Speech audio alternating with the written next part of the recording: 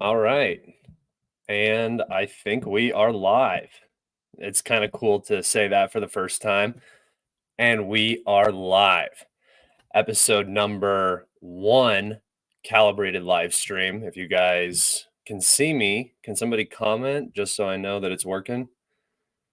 I think it is. Anybody, everybody. Awesome. I hope you guys can see me. Oh, okay, there we go. Awesome, fantastic. Okay, we got some stuff to go over. First things first, I shaved. I'm going to regrow my beard. So that's on the books. It's already coming back in.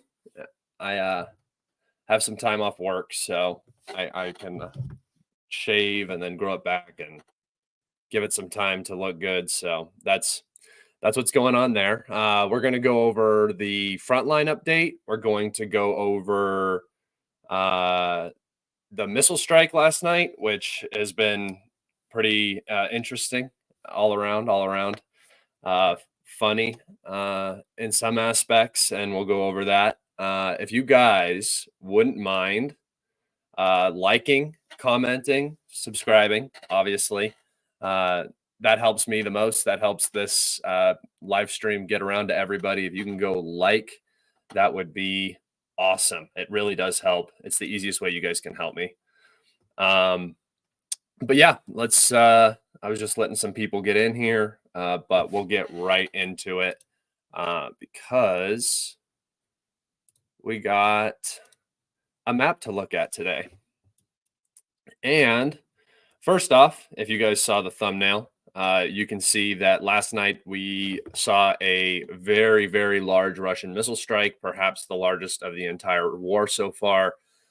We had strikes all across the map. These are some of the ones that I could confirm that actually did occur. It's really hard to know because of the censorship regime in Ukraine. It's uh, it's just difficult to know where things are actually happening when nobody's allowed to take pictures. We did get some pictures this time from some people, especially in Kiev. So we'll look at those as well, and we'll look at some of the reactions that we've been seeing. It's been interesting. So to start off, we had missile strikes in Kharkov. This one was very important.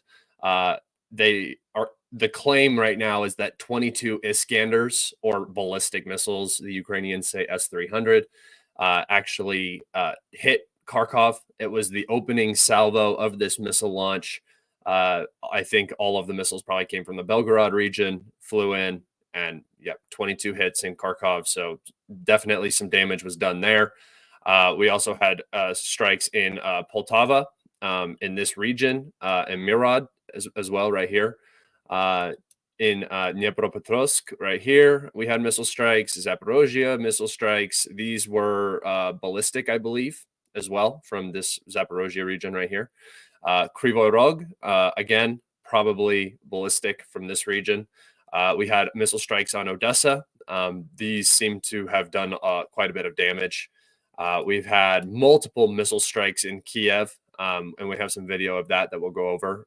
We also had a strike in Lutsk, a strike in Lvov, a strike here, and a strike in Klemensky. So there were strikes all across the map. This is not even the full extent of the strikes. These are just the ones that I actually had reports of. I do believe that Cherkasy was hit and Chernigov. So those are also on the board as potential targets of this missile strike. But I wanted to go over the front line real quick. So we're just going to talk about it. The Krinky bridgehead is still open. Hold on, let me turn on my geos.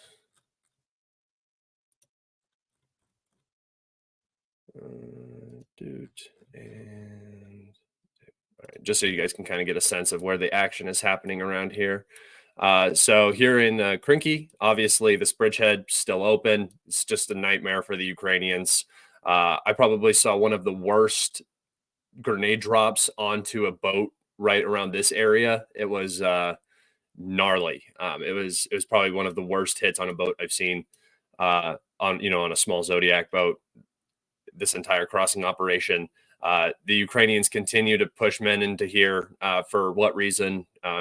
Your guess is as good as mine. It's just a death zone. This is also the area where the Ukrainians claim to have moved a Patriot system into. And then they claimed that they shot down 4 Su-34s and Su-30s in like 3 days, which was just nonsense. We had fighter bomber confirmed 1 Su-34 went down. One of the pilots ejected and lived. The other one died. So that's all we have really from that whole episode. I don't really know where a lot of that came from either. It was just, I think that they're really struggling with the aviation situation. The glide bombs are doing a lot of work. And that's just kind of the cope right now, is that they're taking out, all of these Russian planes, even though we really had no proof of any. So that's, I guess that's what the cope is around that. I don't really understand that. And I don't really understand just blindly believing MOD numbers. If the Russian MOD comes out and tells me something, I'm not going to believe it at face value just because of who's saying it. And it's not that, I don't trust the Russians or whatever. It's that it's a wartime government. So we don't usually trust wartime governments at face value. And that definitely goes for the Ukrainian government. Over here on the Robotny section, I have not mapped this progress as much as I think I should, just because I don't have any geolocations yet. But we have reports of Russian, basically, I'm going to just draw you guys a line right here. Basically, the Russians have pushed into this area pretty substantially. So we have like this right here. This area is all captured by the Russians. They're pushing very heavy into Robotny.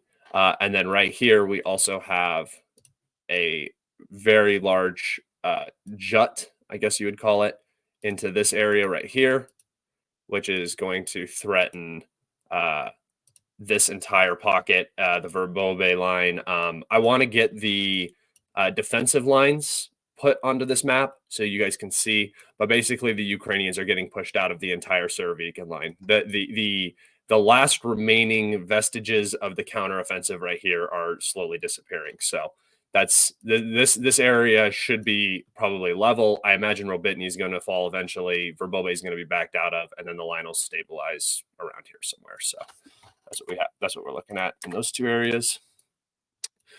Coming up here, not a lot of movement around Orozhain on the Zaporozhye-Donetsk border.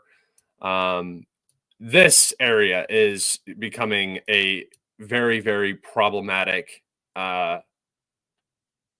defense for the AFU. Obviously, Vuhledar is one of the more important areas on the map for the Ukrainians.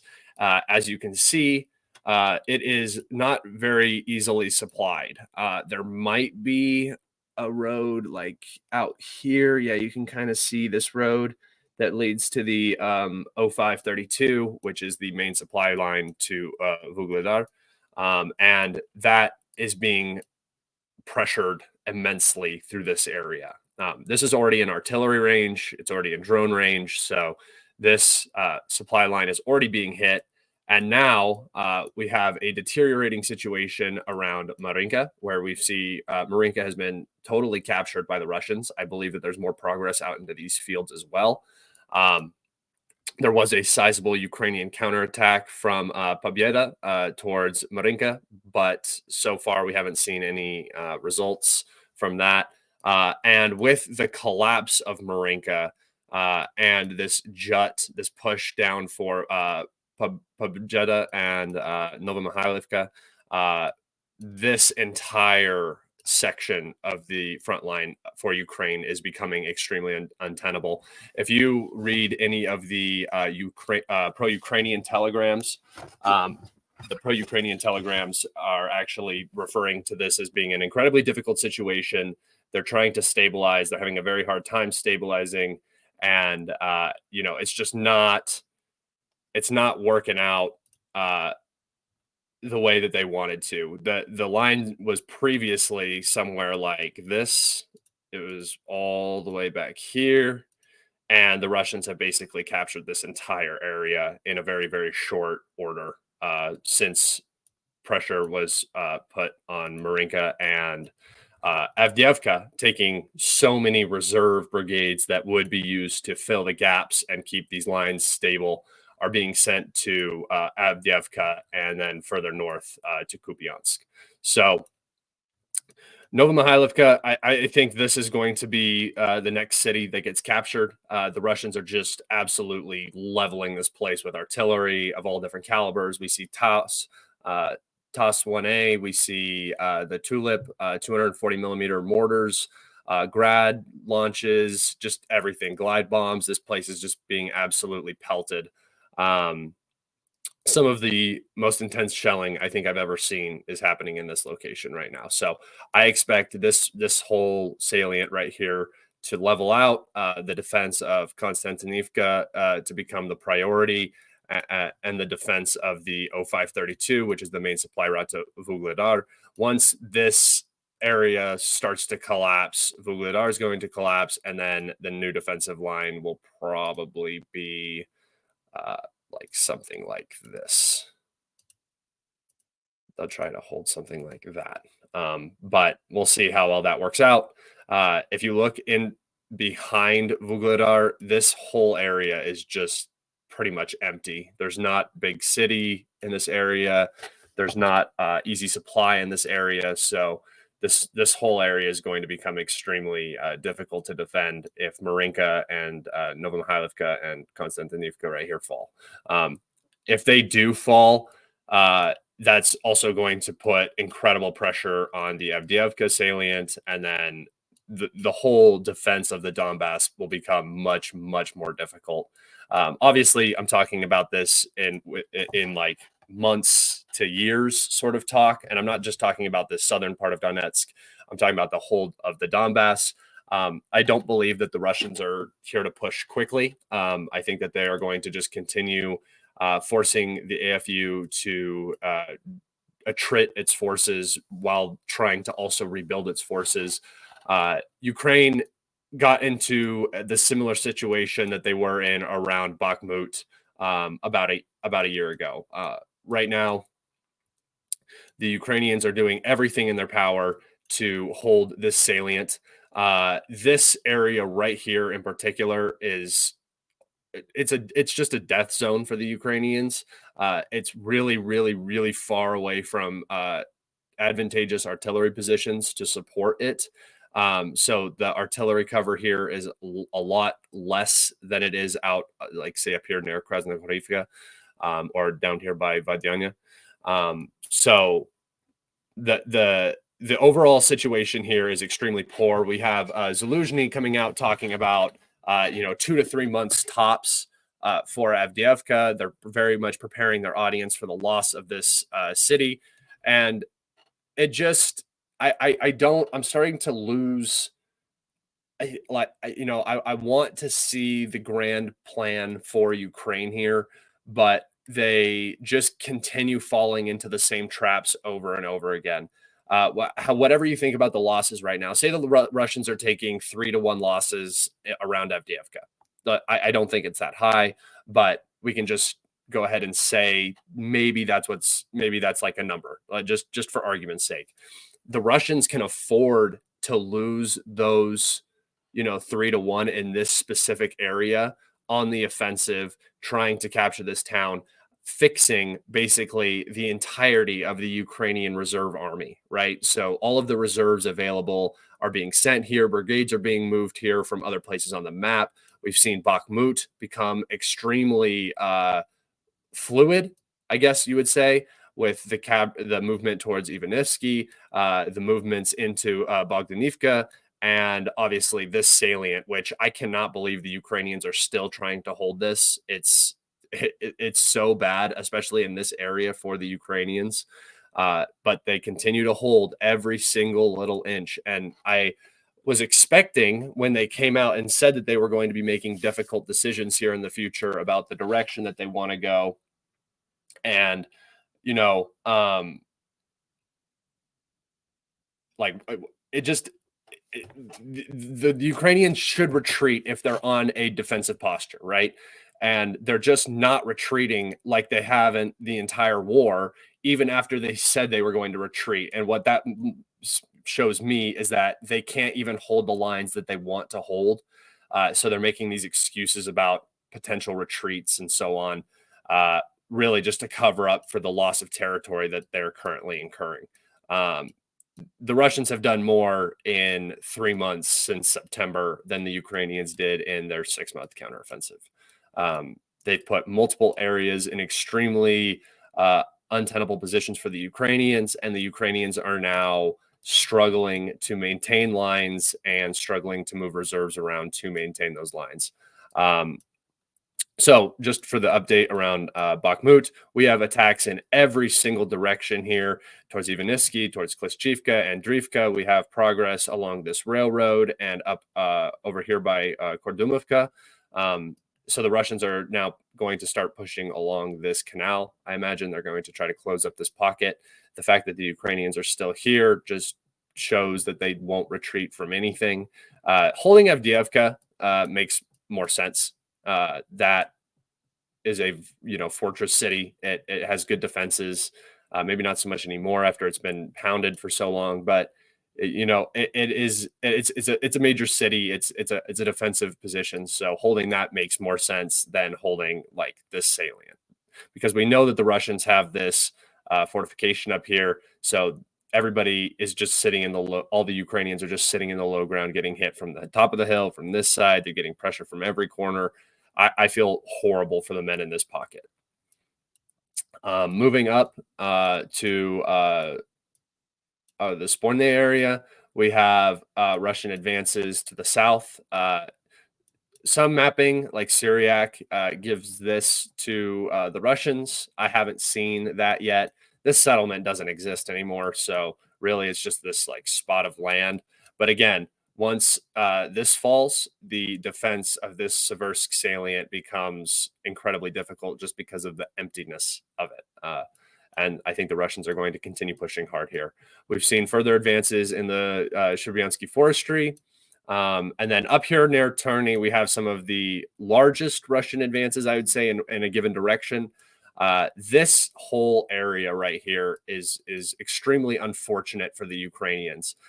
When they pushed through Liman up towards, Luhansk Oblast right here, they were wanting to reach Kremenna, right? That was the goal. If they could reach this and the highway right here that flows all the way up, it basically keeps this entire sort of bridgehead, I guess you would call it, but not really bridgehead, of the Russians supplied.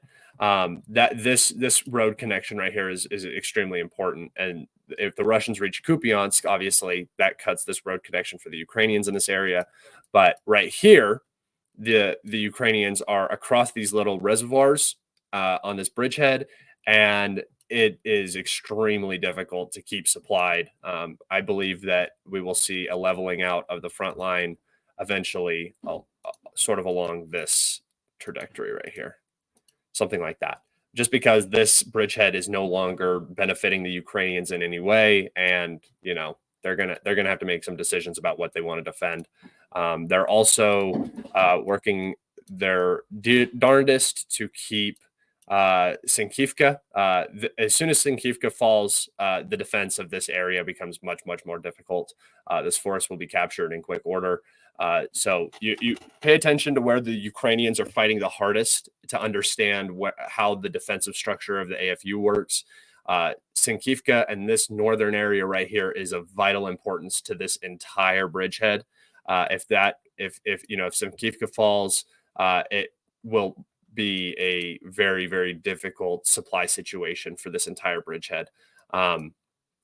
Yes, supply can come up through here, but it's a lot more difficult. The roads are not as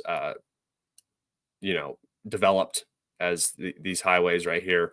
And so cutting Kupiansk is the key to capturing this entire bridgehead. The other areas you need to watch where the Ukrainians are fighting tooth and nail is Marinka. I think it's important that people pay attention to Marinka. It has a lot of strategic value in the region, and obviously Avdiivka. So that's the map updates. That's what I wanted to go over. Now we can talk about the Russian missile strike. So I'm going to do this. I'm going to go percent.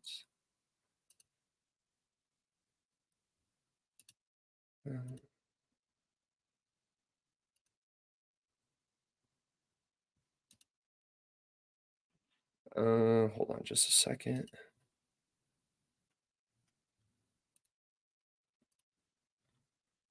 I gotta find my Telegram so I can go through some videos for you guys. That's why I wanted to do a live. We can actually look at what happened in last night's missile strike instead of just talking about it. Okay, here we go.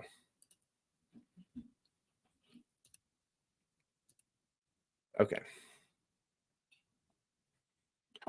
So you guys can see my Telegram. Yeah, there we go. All right.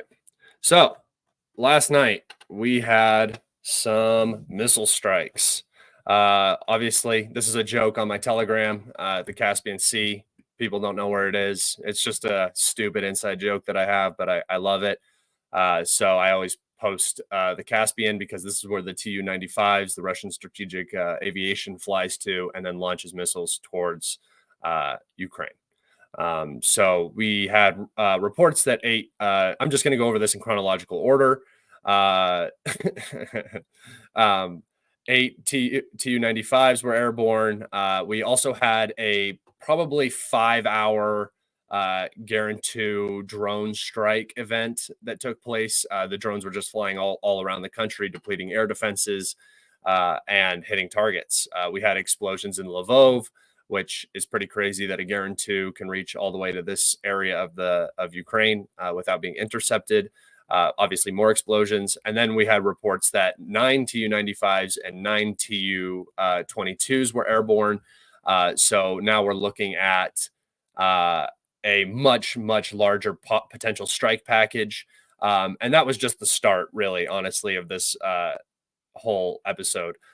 So we had missile launches, missiles towards Kiev, missiles towards Kharkov, and these were not actually missiles from strategic aviation. These were missiles that were fired mostly by the Iskander ground complex, so ballistic missiles. The Ukrainians always claim S-300, but it's never actually that. I've never seen any proof of the Russians ever using the S-300 in ground attack capabilities, so I just put that in the Ukrainian bullshit pile. It doesn't really, add up. Oh, yeah, look, explosions in Cherkasy. So I should have put that on the map, so there's an extra one that I missed. We still didn't have any Tu-95s launches, and then eventually they were launched. If you look, you can see this person who's in Kharkov, very, very upset about the number of explosions. Like I reported earlier, the Ukrainians said that they had around 22 confirmed hits in the Kharkov region. So around Kharkov city, that place is pretty unprotected air defense wise. So obviously Mirod, we had explosions. That's in Poltava region. Kharkov again, Dnepropetrovsk, Kharkov again. It was a brutal night. We also had reports of MiGs taking off. The pro-Ukrainian account, they claim that the Russians fired 5 Kinzhals last night, which can be launched from Tu-22s. So this is very possible.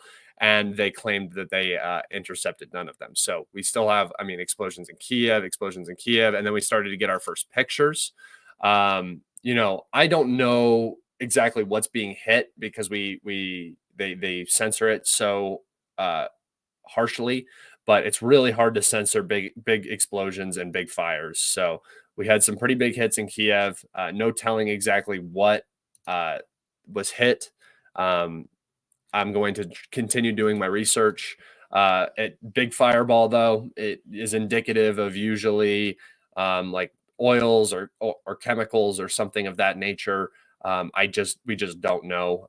It doesn't look like ammunition, uh, and it's in the Kiev region, so it's hard to tell.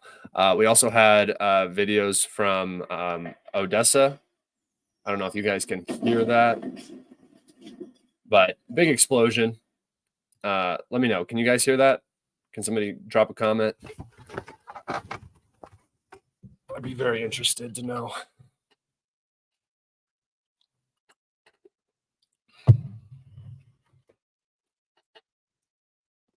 Let me know if you guys can hear that. Okay, you can hear it. Awesome. So then I can play these other ones. So then we had this shot from Odessa.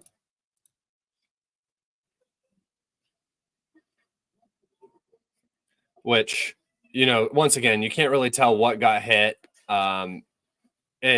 There's air defense missiles flying around. And most of the footage you're going to see is what they want you to see, right? So the stuff that gets put out right away is the stuff that is going to make Russia look like a terrorist nation, I guess, a terror state. Every single propaganda piece that they can push and benefit from will do so. So here's the inside joke again. Fucking, where's the Caspian? Idiots don't know. And then and this is a perfect example of what I was talking about. So the claims that Russia is a terrorist nation, and then the evidence that they present for a hit on a residential building is either an interception, which is possible because missiles are intercepted. There's a bunch of the KH-22s, I believe, are the missiles that are used as decoys. So they fire a bunch of these decoys around, and if they're full of fuel, they might look like this. This could also be air defense. Notice how the damage to the building isn't substantial, and it's just a lot of fuel damage. It kind of makes me think it's air defense, but I'm no expert, so I'm going to leave it at that. But you can see it's already burning as it comes in. I think this is the most important aspect right here, is that it's already burning. So something went wrong, and this was not the intended target. Even though they'll claim that the Russians targeted this intentionally, they didn't. It's just, again, air defense interceptions cause a lot of damage to civilian buildings. You can usually tell because a Russian missile will penetrate a building and destroy it. A air defense missile will smack the outside of the building and blow out windows and maybe start a fire. That's the difference. And then we actually had pretty substantial hits in Kiev. These ones, these are two hits right back to back. So I believe that something important was actually targeted here. I'll play that once again. Yeah, that's two hits right up against each other. So that seems more intentional to me. Here's another picture from Kiev. Massive fire burning. Something important was hit. I don't know if it was power, like energy infrastructure. We just don't know. We literally have no videos of what was actually hit. All we have is, faraway photos of clouds of smoke. So if anybody wants to geolocate this, be my guest. I will really appreciate that comment if you guys figure out where this is and what was potentially hit over here on the far side. So the Ukrainian Army Air Force spokesman Yuri Ingant said today Russia launched everything except calibers. They used daggers, which are kinzhals, ballistics, Iskanders, S-300s. They didn't use S-300s unless they were defending from something, but hey. Cruise missiles, UAVs, KH-22s, KH-32s, about 18 strategic bombers launched X-101, which is KH-101, and KH-505 missiles, which are the most advanced missiles. We have never seen so many targets on our monitor at the same time. So this is a major, major missile attack, or they're hyping it, but the numbers that they give and the results that we saw from this missile strike lead me to believe that they got hit very hard last night, and that everything you're going to be reading is just going to be a lot of cope. Here we have Dnepropetrovsk. More hits.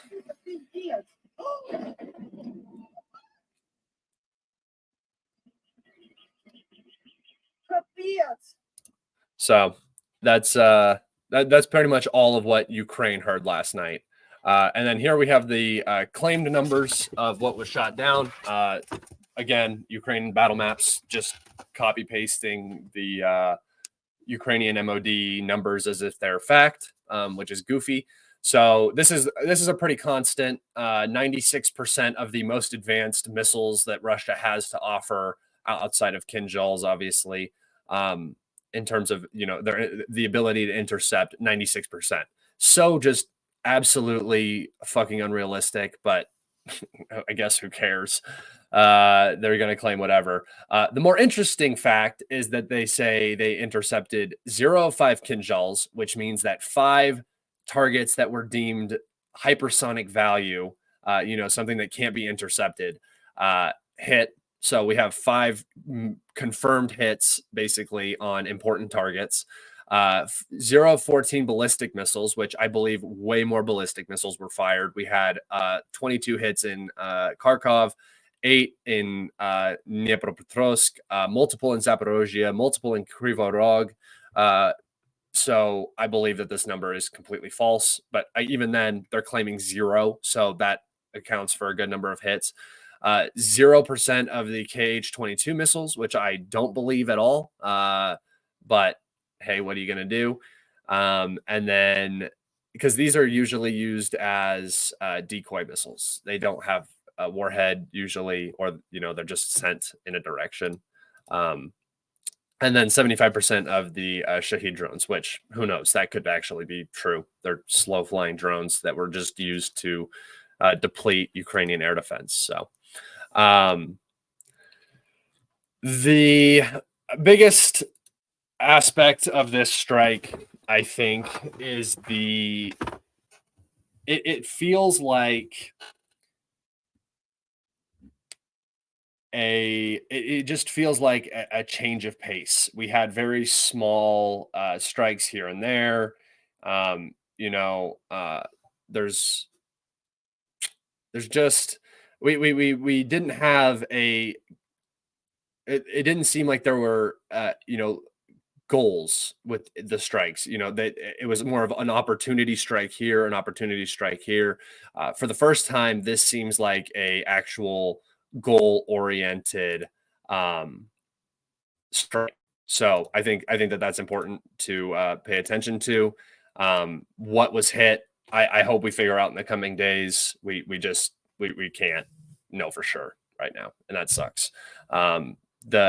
Like I said, the censorship is so bad in Ukraine that we only see what they want us to see, and that's that.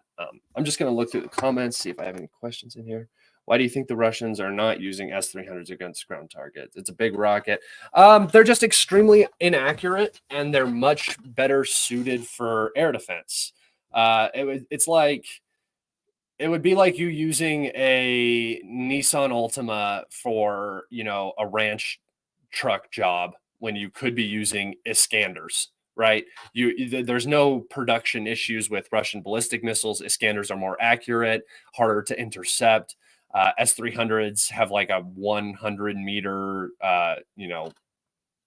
give or take, range when they are used in ground attack mode. And we just haven't seen any evidence. The only evidence we've seen of S-300 in ground attack mode is when the Ukrainians hit Polish tractors. So it's a convenient excuse for why air defense debris is found all over the place every single time a Russian missile strike happens, is because the Ukrainians just launch these things like they're going out of style. And not so much S-300s anymore, but now it's PAX and NASM, which don't seem to fail as much as the old S-300s. We see a lot less of it, and Buk, but that doesn't mean that they're like inferior systems or anything like that.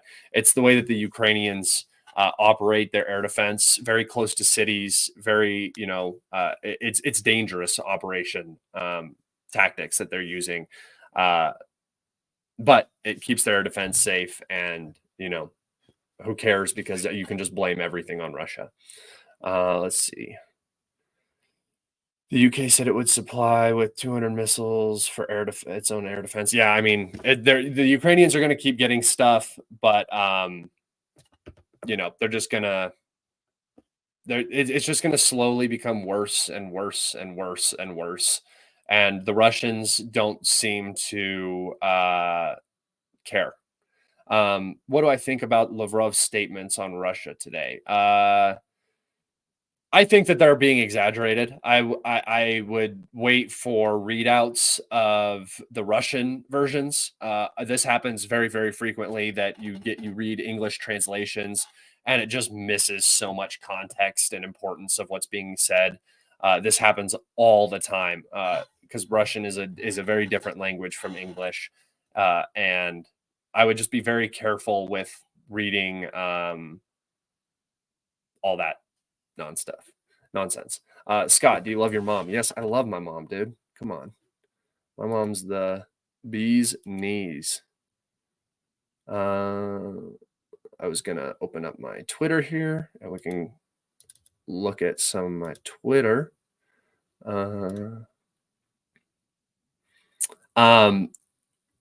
This is just something.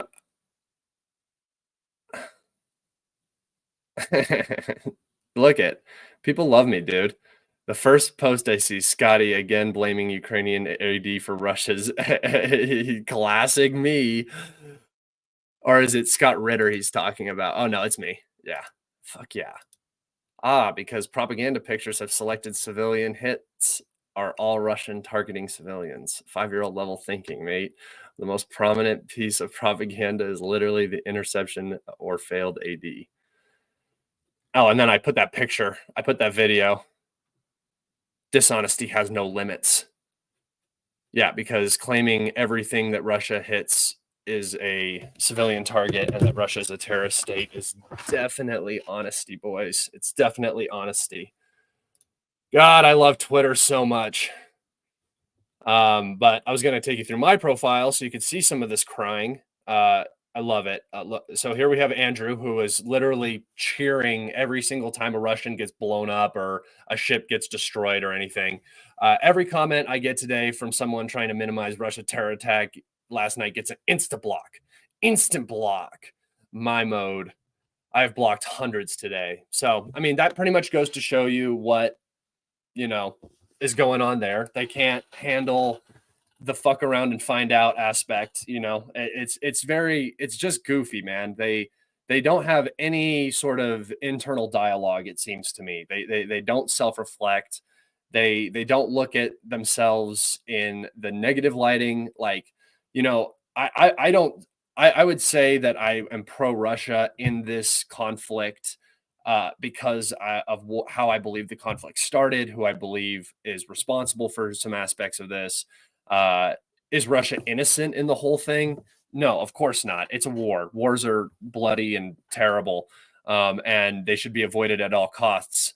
But when they do happen, you have Israel-style conflicts, right? That killed more people than have died in Ukraine in a matter of months. And then you have this new sort of conflict that Russia's fighting, which is very safe, very easy.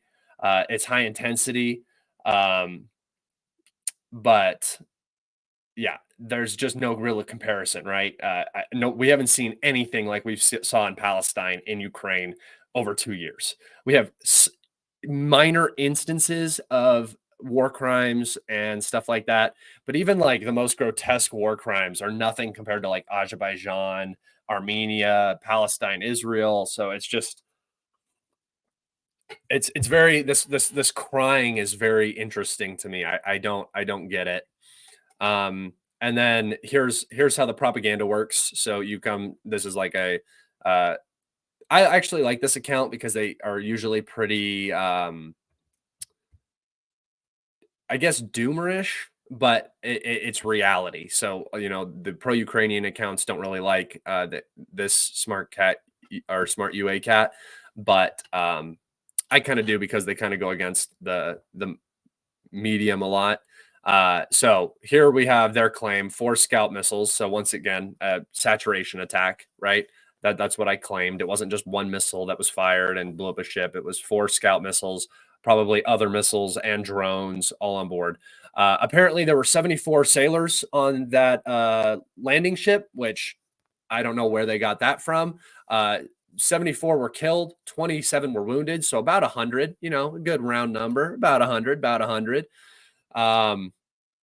And this was the result of 120 Russian missiles. There were only 30 dead civilians, 120 wounded civilians, and several buildings damaged. No damage to anything else. Give it up, everybody. Give it up. Everybody, round of applause. Let's go. Russia can't hit anything with 130 missiles, but, Ukraine fucking wipes the Black Sea Fleet with 4 missiles. It's just the most intellectually dishonest shit I've ever read in my entire life. And it's so, bro, people call me a shill. People call me a propagandist. People call me a bootlicker and all this shit. And then people post this. It's like, get fucked, bro. That doesn't even, so stupid. Let's see. Anything else? So just for everybody, the difference between a Iskander strike or a cruise missile strike and AD is something like this. Do you see how the support beams of this building are not destroyed? There's a fire, which is pretty indicative. Usually there's not a big fire burning after Russian missile strikes because they're terminal. They don't have the fuel anymore.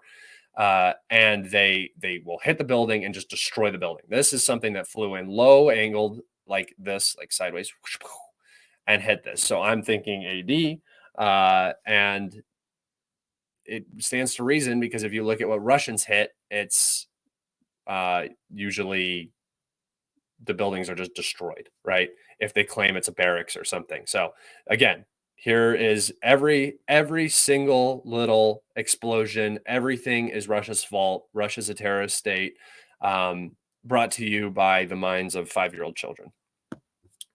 Fantastic.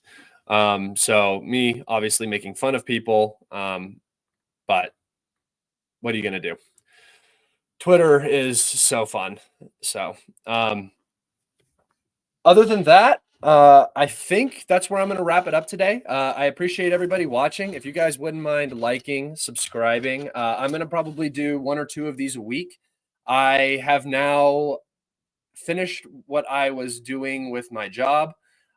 So I will be doing a lot more of this. And I know I've said that before, but I'm committing to it and I want to do this full time. I really enjoy doing this shit. So I'm going to keep at it and expect Frontline updates and regular videos over the coming week. I'm going to try to do I'm going to try to do a video a day, but I'm lazy and I don't know if that's going to happen if there's not enough to talk about.